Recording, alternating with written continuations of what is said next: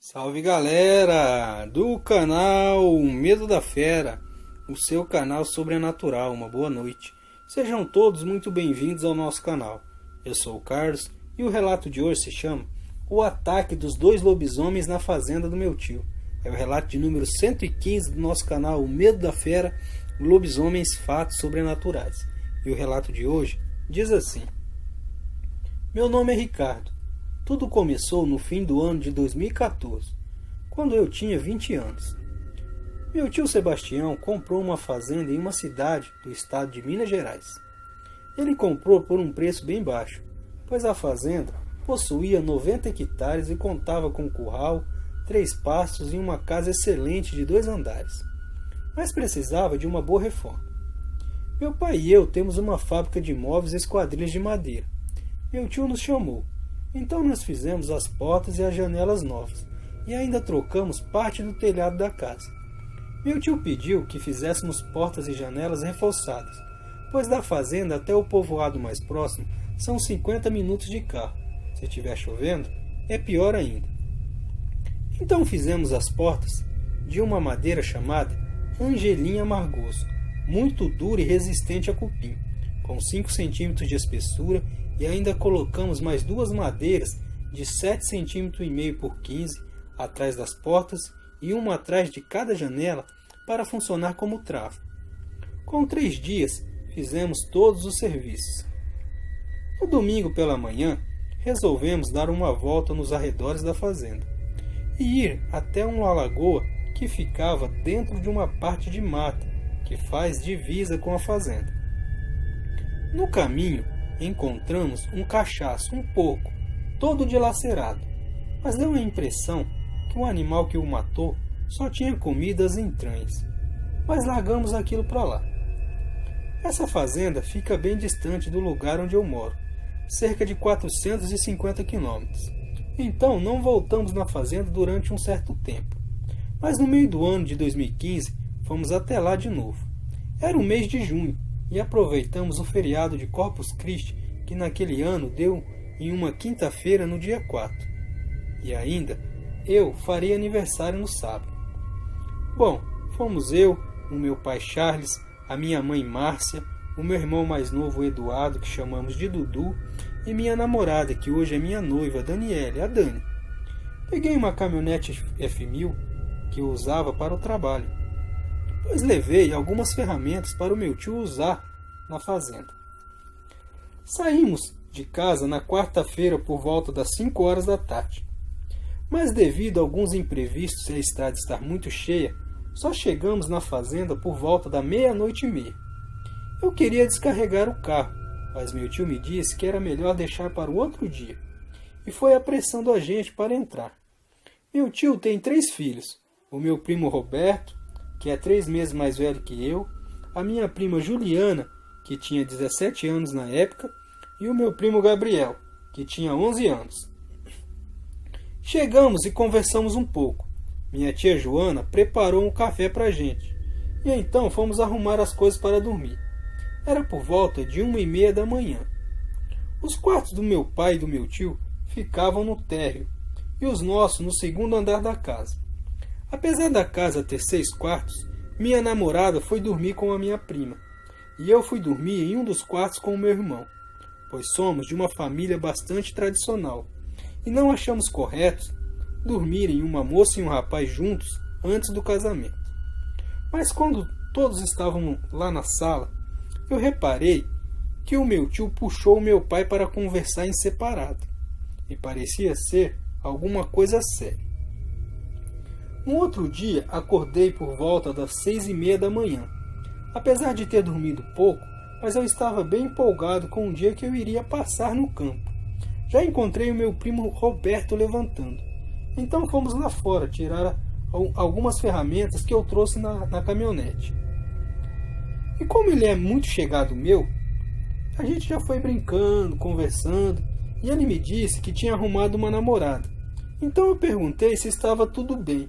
Mas ele me disse que o pai dele estava meio nervoso, porque uma onça já tinha pego 5 carneiros deles. Meu tio criava carneiros e ovelhas de corte na fazenda. Então eu entendi o porquê do meu tio e do meu pai estarem conversando separado, e o porquê do meu pai ter trazido as armas dele de caça.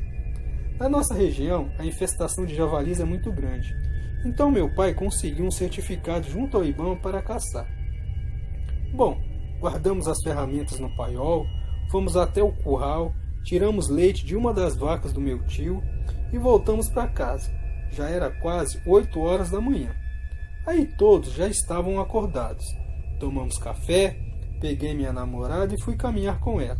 Acabei avistando, de longe, uma ovelha morta na entrada da mata. Então eu voltei e fui até o meu tio e falei para ele sobre a ovelha morta. Ele ficou bravo demais e me explicou o plano dele, que era de caçar essa onça. Rapidamente eu aceitei, pois eu gosto demais dessas coisas.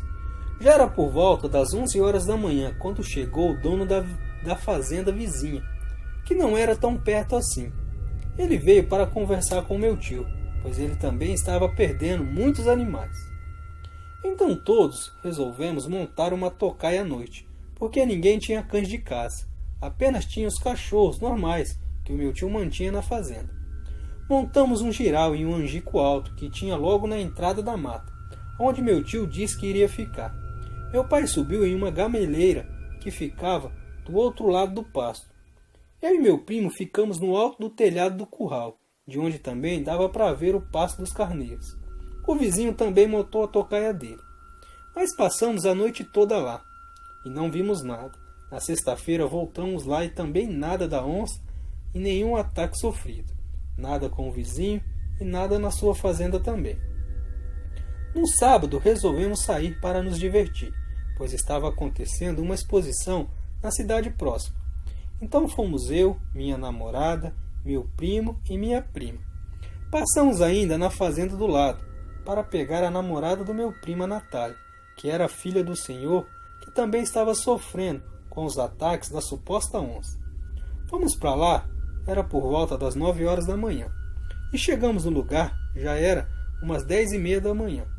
A festa estava bem divertida, tinha bastante brincadeiras, vimos alguns belos cavalos, pois a exposição era justamente deles. Teve uma hora, quando todo mundo ficou com fome, então resolvemos ir almoçar, mas era melhor não ter ido. Chegamos lá e tinha 2 caras que estavam bebendo e rindo alto. Foi quando eu percebi que eles estavam olhando para onde a gente estava e sussurrando e dando muitas risadas. Foi quando um desses caras se levantou e veio e tentou beijar a minha prima. Aí o meu primo já foi para cima dele e eu fui junto. Outras pessoas que estavam lá seguraram meu primo e eu, e o cara saiu xingando, dizendo que iria acabar com a gente. Mas por fim a gente saiu do lugar e fomos no parque de diversões, que estava junto da exposição de cavalos. Estávamos eu e meu primo em uma brincadeira. A Dani, a Juliana e a Natália foram passear. Passou um certo tempo depois, a Natália voltou e disse que os caras, que arrumaram confusão na hora do almoço, estavam importunando a minha namorada e a minha prima. Rapidamente a gente chegou lá e deu para ouvir um dos caras dizendo coisas de baixo calão, que eu nem vou repetir aqui. Aí eu já cheguei dando um soco em um desses caras, e meu primo foi pegando o outro. Eu tenho 1,86 m de altura e peso 93 kg. Meu primo também não é um cara pequeno. Nós batemos nesses caras, e eles ficaram nos ameaçando, dizendo que a gente iria se arrepender. Então alguns seguranças chegaram, e nós resolvemos ir embora. Voltamos para a fazenda, e resolvemos não contar nada para nossa família sobre o que tinha acontecido lá na festa. Chegamos na fazenda, era por volta das 5 horas da tarde. Só que nesse dia resolvemos não fazer a tocaia, pois já estávamos cansados, e também a tocaia não estava dando resultado. Então nesse dia, todos nós fomos dormir cedo. Mas era por volta das 9 horas da noite. Antes de dormir, eu estava com a minha namorada em uma varanda que tem no 2º andar. Estávamos lá, olhando a lua, que estava cheia, estava linda naquela noite, e namorando um pouco. Eu estava tocando meu violão, quando a minha namorada começou a olhar fixamente para um determinado lugar perto da porteira.